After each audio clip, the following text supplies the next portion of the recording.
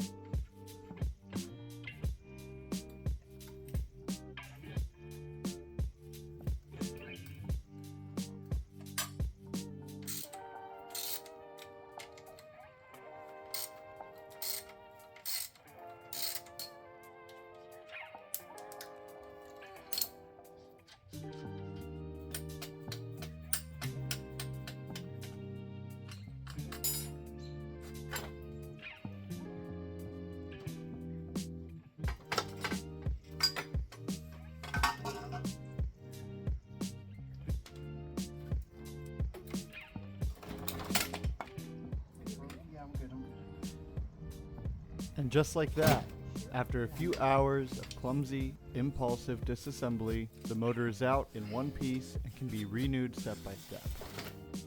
This was a new method for me, as it's the first time I've captured the entire process on film. Usually my working habits are a bit cleaner, more organized, and not riddled with so many lazy tactics.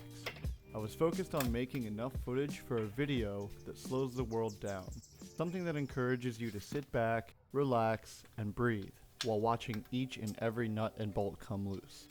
In the YouTube world, there are so many videos of motorcycle disassembly that are time-lapsed and sped up and rushed. While that's an effective way to shorten things up, I decided that because I'm doing a full series on the rebuild anyways, I might want to slow down and really highlight all of the fine details. Like I said before, this is my time to reflect and meditate on the thoughts rolling around in my head. My outlook on the world isn't always as dark as it may have seemed earlier. I'm obviously upset about some parts of life. I don't want to be rehabilitating a motorcycle in a backyard. I want to be in a home that I own on land that I can call mine. I want a garage that I can work in that's comfortable, well lit, and organized. I want to have something to call my own. I'm almost 30 years old. In my 20s, the idea of owning a house made no sense to me. Anything that breaks becomes your problem. You take on a large responsibility to make on-time payments for a length of time equal to the amount of time that I've been alive. Being a renter for a little over a decade has made me want my own home almost more than anything.